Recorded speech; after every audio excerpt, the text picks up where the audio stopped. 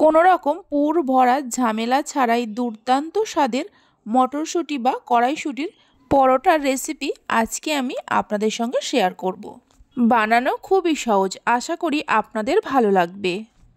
নমস্কার বন্ধুরা, রূপাস কিচেনে সবাইকে স্বাগতম।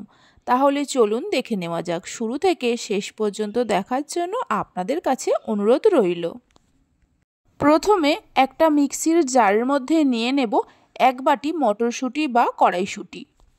ওজন হিসাবে এখানে 200 গ্রামের মতো মটরশুঁটি আছে।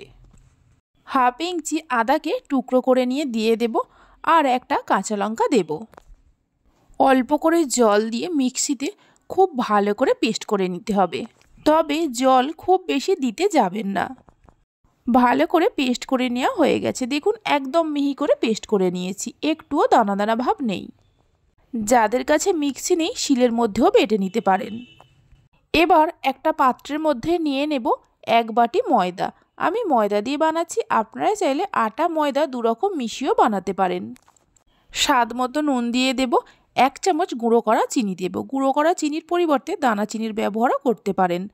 1 চামচ ভাজা মশলা দিয়ে দেব। গোটা জিরে আর গোটা ধনেকে শুকনো খোলায় ভেজে আগেই গুঁড়ো করে রেখে দিয়েছিলাম। 4 চামচের মতো ঘি দিয়ে দেব। ঘিয়ের পরিবর্তে সাদা তেলও দিতে পারেন। সব কিছুকে একসঙ্গে খুব ভালো করে মিশিয়ে নিতে হবে।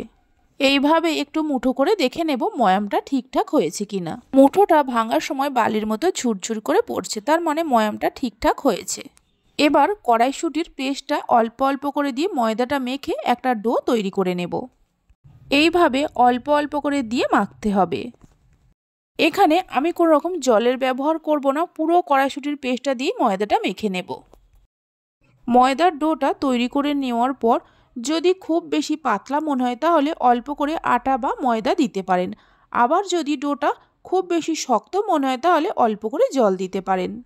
ডোটা তৈরি করে নেওয়ার পর 3-4 মিনিট খুব ভালো করে মেখে নেব। এই ডোটা আমি আর রেস্টে রাখছি না, আপনারা চাইলে 10-15 মিনিটের জন্য রেস্টে রাখতে পারেন। ভালো করে মেখে নেওয়ার পর মিডিয়াম সাইজের লেচি কেটে নেব। আপনারা পরোটাগুলো যেমন সাইজের বানাবেন সেই মতো লেচি কেটে নিতে পারেন। লেচিগুলো কেটে নেওয়ার পর একটু গোল করে চ্যাপ্টা করে নিতে হবে। ঢাকা দিয়ে এক সাইডে সরিয়ে রেখে দিয়ে একটা করে লেচি নিয়ে ময়দার মধ্যে কোট করে প্রথমে গোল করে বেলে নেব, তারপর 3 কোণা শেপ দিয়ে নেব।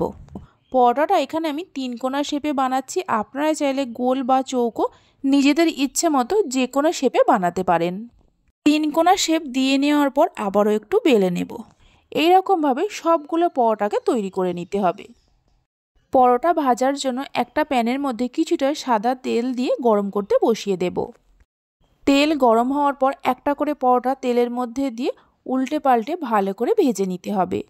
এখানে পরোটাগুলো আমি একটু বেশি তেল দিয়ে ভেজে নিচ্ছি, তবে আপনারা চাইলে কম তেলেও পরোটাগুলো ভেজে নিতে পারেন। মানে প্রথমে দুটো সাইড উল্টে পাল্টে সেঁকে নিয়ে অল্প করে তেল ছড়িয়েও ভাজতে পারেন। পরোটার ওপরে এইভাবে করে একটু তেল দিয়ে দেব, তাহলে পরোটার দুটো সাইড একই সঙ্গে সমানভাবে ভাজা হয়ে যাবে। গ্যাসের ফ্লেমটা মিডিয়ামে রেখে পরোটাগুলো ভাজতে হবে। দেখুন পরোটাটা কত সুন্দরভাবে ফুলে উঠছে। একটা সাইড ভাজা হয়ে গেলে উল্টে দেব। এইভাবে একবার পরোটার রেসিপিটা বানিয়ে দেখতে পারেন, খেতে দুর্দান্ত লাগে। বাড়িতে বানালে খেয়ে আপনাদের কেমন লাগলো অবশ্যই আমাকে কমেন্ট করে জানাবেন। দুটো সাইড উল্টে পাল্টে ভালো করে ভেজে নেওয়া হয়ে গেছে, এর থেকে আর বেশি ভাজবো না। আপনারা চাইলে আরও একটু লাল করেও ভাজতে পারেন। তুলে নিয়ে একটা প্লেটের মধ্যে রেখে দেব। বাকি যে পরোটাগুলো আছে এইভাবে ভেজে নিতে হবে। পরোটাগুলো ভেজে নেওয়ার পর আপনাদের দেখাচ্ছি। এই পরোটাগুলো আমিষ নিরামিষ যে কোনো কিছুর সঙ্গে পরিবেশন করতে পারেন, খেতে দুর্দান্ত লাগে।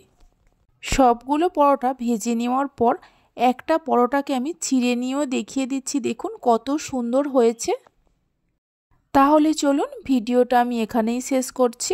আপনারা সবাই ভালো থাকবেন, সুস্থ থাকবেন। ধন্যবাদ।